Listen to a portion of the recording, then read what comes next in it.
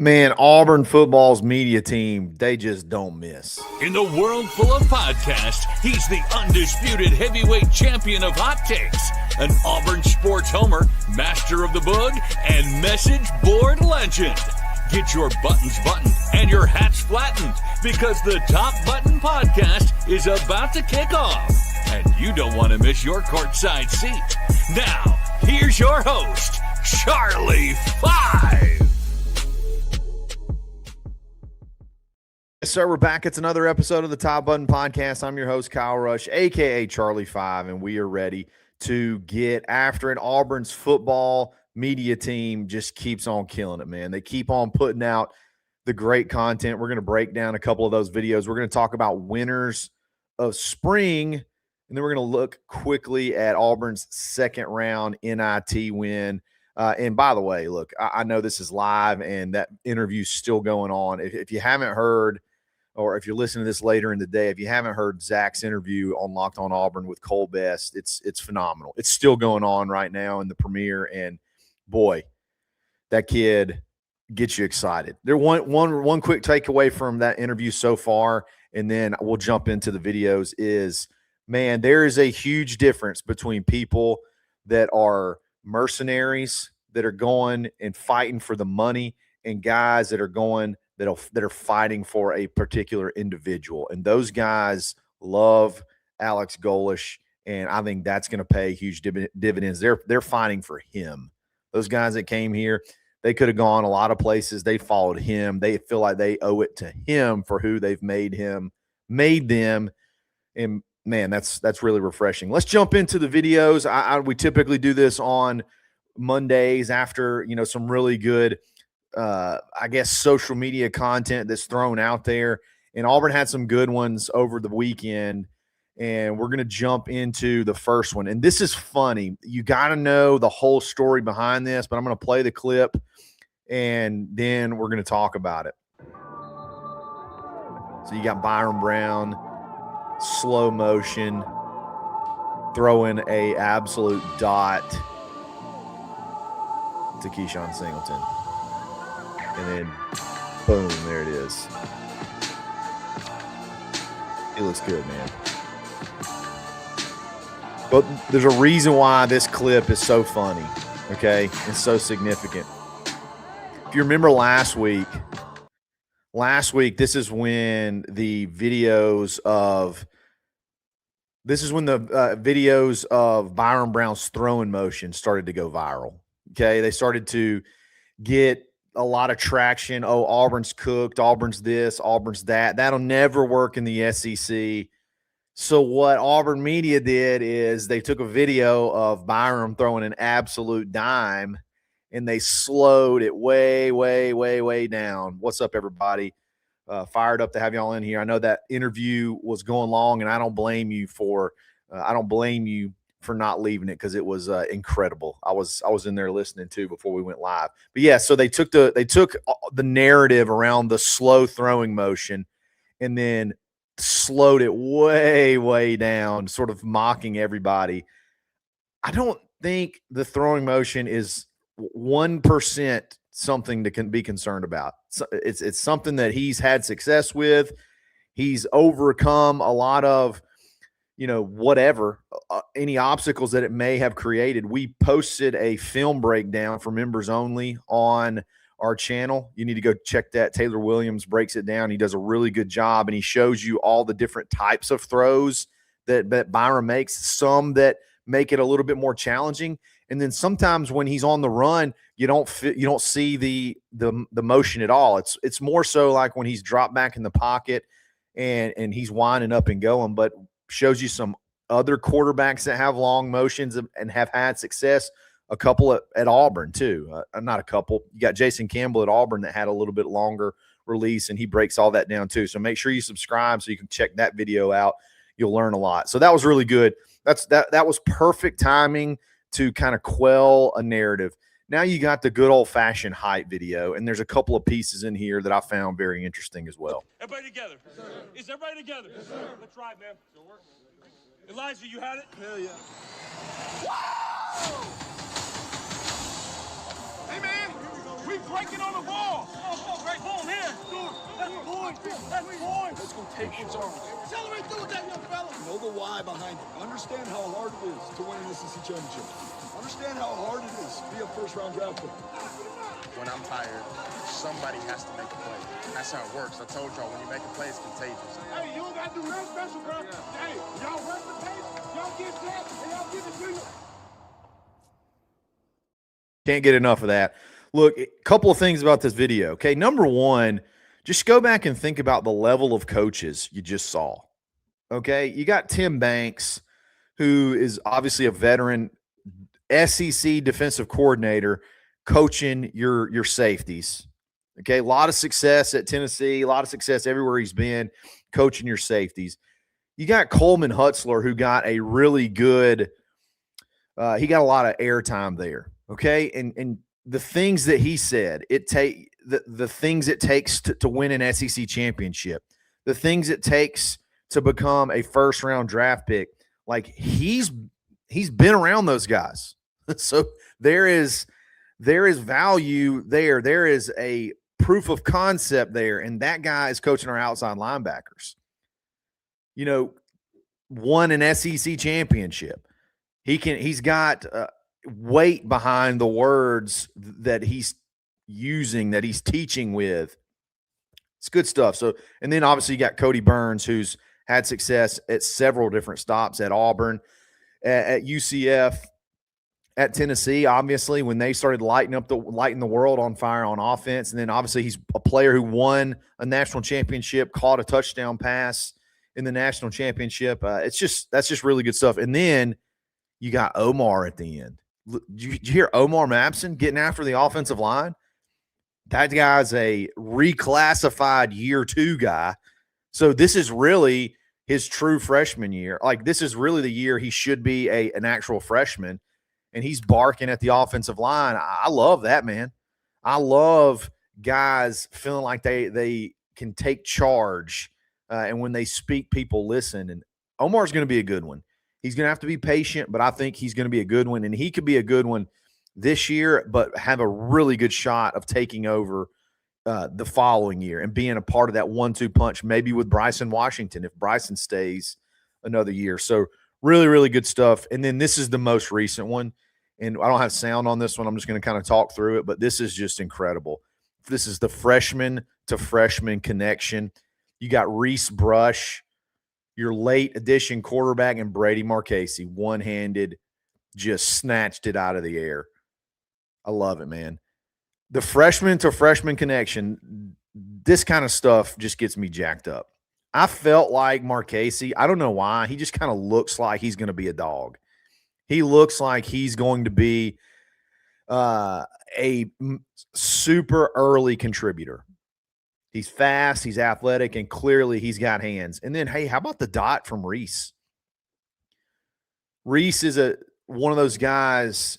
Reese, I think people will associate kind of like a Hank Brown. You know, the very late addition guy that you bring in with the coach that was committed to the prior coach. And you maybe don't think too much about him playing or being much of a factor for quite a while. But that kid's got some talent, and the kid's a winner. He's played for a winning program. So don't be shocked if he makes some noise. He's got to gain some weight. He's got to get a little bit bigger, which I have no doubt that he's going to take advantage of everything, all the resources here to get his body ready. But look at the arm talent, man. The arm talent's there. I've seen it in person too. The kid can play. So really, really good stuff. We're going to talk winners of spring. We're going to talk winners of spring so far, 1 week in, break that down, and then we're going to talk about the NIT win here in just a second. But before we do that, let's give a quick shout-out to Precision Tune Auto Care in Opelika. Auto hospitality, that's where it's at. You want to find an auto shop, call them and say, hey, do y'all do auto hospitality? Do you know what that term means? If they don't, hang up. They take care of you from the start to the finish. They don't look at you as hey, let's try to hit them for everything they got. This one chance, take everything from them. No, this is about creating a relationship where you'll keep coming back. They're at the corner of Pepperell Parkway and Veterans. Check them out. Show them some love. It's Precision Tune Auto Care of Opelika. And then obviously we got to show some love to Roback.com. Use coupon code BARN20. I got some of my Roback stuff on and I meant to wear it today and forgot. They got a new hoodie collection out that's just phenomenal. You guys need to check it out. Save big. Auburn licensed apparel as well. I got a new Auburn polo that came in. I'll have to wear that too. Really cool stuff. Show them some love. It's Roback.com. We'll be back right after this.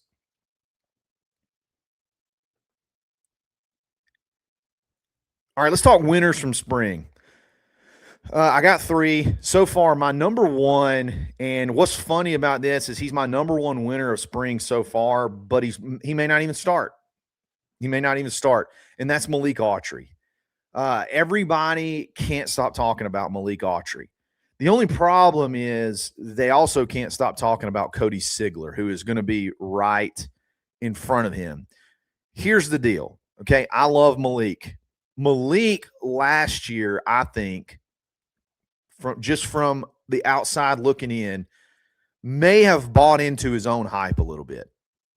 You know, he in some places he was a 5-star. I think on 247 he was a 5-star defensive tackle. I don't want to say that the drive wasn't there. I don't necessarily know the exact terms to describe it, but I just want to say I think maybe last year he bought into his hype just a little bit.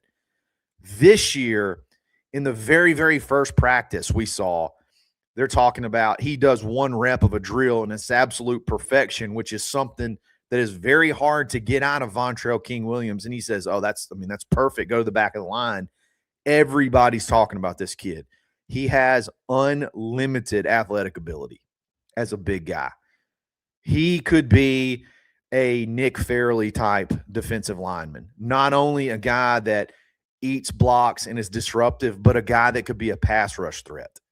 He's that athletic. And if he can keep that focus straight, Cody Sigler, hey, the job's not guaranteed. Like, he's good. They love him too, but the job's not guaranteed. So Malik's going to keep pushing, and it would not shock me one bit if at some point in time he's playing maybe the same level of snaps or maybe even more snaps than Cody Sigler. So definitely my top guy so far of spring. My number 2, and I did a whole show about him, but it's Chaz Nimrod, man. And maybe not so much winner with the team or winner as far as like surprising the folks in the building, stepping up or whatever. Do you get what I'm saying? Like, maybe not a guy that's coming out of nowhere to people in the building, but I think to us, I think he is sort of started to show that he's right there on the level with the Keyshawn Singleton, with the Jeremiah Coger. Like, he's right there at the top as well. He was the leading receiver last year at South Florida. He was the leading receiver until he went out. And now he's fully healthy. He's playing combo, or they'll line him up anywhere. They just want to get him in a matchup. He's that kind of receiver. That, to me, that is not something I expected out of Chaz Nimrod. And that's to my own ignorance. So I think that's a big winner from that. That's a huge winner right there, just from a fan perspective, not knowing who those guys, not knowing who a lot of those guys were, or having our own expectations, and then Nimrod blowing the roof off of that. And then my last winner of the spring so far, it's got to be Cole Best. I mean, y'all just watched the interview. He is so incredibly impressive, and I've said it, and I said it before, and it's never been more solidified to me that he's at worst the second most important guy that we added in the portal this past season. Is that out of line? Second most important, hands down.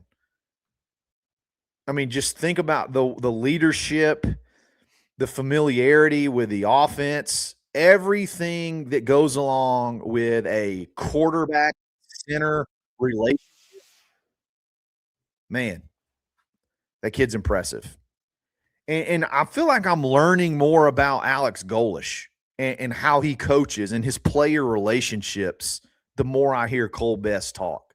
Again, I mentioned at the beginning of the show, you got to go to Locked on Auburn and check out the interview with Zach. But I'm learning so much about this whole ideology that Golish has, this whole strategy about team building and culture. I'm learning all that through Cole Best and every time he speaks. He's going to be a fan favorite, and I think it's another one of those things very similar to Nimrod where, like, maybe he's not – maybe he was a little bit ahead of Nimrod from what fans think about him. But he's another one that, like, man, the more he talks, the more I learn about him, the more I feel like from the fan base, from the outside looking in, the value is just skyrocketing. So that's really good stuff, man. Yeah, and then, obviously there's other guys. Jeremiah Coger's having a great spring. Keyshawn Singleton, Byron Brown, like all the guys you would expect to be having great springs, are. Elijah Melendez, you saw him breaking down from a leadership role, one of those huddles to start practice. Like a lot of good stuff coming out of spring. All right, let's talk basketball for a second before we get out of here today. Auburn makes it to the Elite Eight of the NIT, what do you call it? The NIT what? Is it just the NIT or is it the NIT tournament? The NIT, because the T is the tournament, right? So what do you call it? Just the NIT? The second round of the NIT as they take down Seattle, 91-85. That game ended, to me, way closer than it actually was. Is that fair? I don't feel like that game, once the second half started to really get rolling, Auburn stretched it to, 16 to 18 points, I think, at one point in time. It didn't really feel as close as a 6-point game. They got hot right there at the end and cut it. But we were just like running clock and just trying to get out of there. So I know people are going to look at that score and be like, man, Auburn was a 13.5-point favorite and they only won by 6. They're going to get cooked. It wasn't that close. It was not really that close. Auburn scored 50 points, 49 points in the second half. I mean, they looked really, really good offensively. Didn't really shot okay from 3, 35%. That's pretty good for us. And I said Auburn's going to shoot 30 free throws. I think I said it early in the game that Auburn would shoot 30 free throws. They shot 32 and hit 24 of them. If that is happening, Auburn actually is kind of a tough team to beat. When they're getting the calls, which they were, when they're getting the calls, Auburn's a tough team to beat because they can hit their free throws.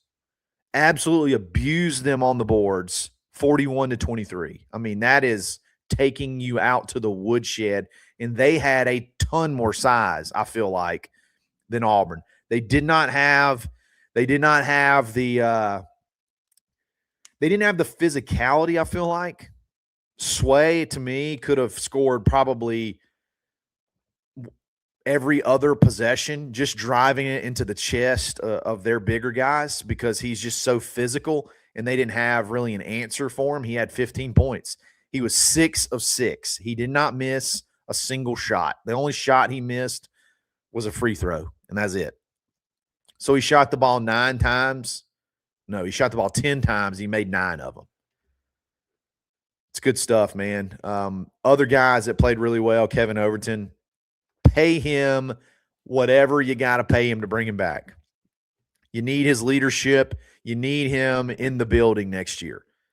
He can get hot and he can fill it up. He was 4 of 9 from 3, 7 of 13 overall, 23 points. Elijah Freeman, that was really the Elijah Freeman game, I feel like. He had one exchange where he caught an alley-oop, and then he went down on the next possession and hit a 3. He was 4 of 5 from 3. If that guy can shoot threes and he can be an athletic freak, that guy could be an NBA player in 2 years. Like, if he does that next year for a season long, he'll be an NBA player. They will drool over a 6'6", bouncy freak that can shoot threes. Like, they will go crazy over that guy. So good stuff. Seattle has a guy, okay? Seattle has a dude. There's got to be a way you could get a waiver for this kid.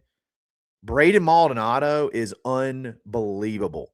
He's an undersized point guard, but the kid can fill it up. He was 7 of 13 from 3, and he shoots like 40% from 3 all year anyway. So the kid's good.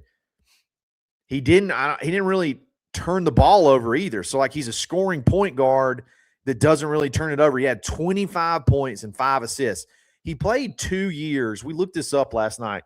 It was something it was something in Denver, like Metropolitan College of Denver or something like that.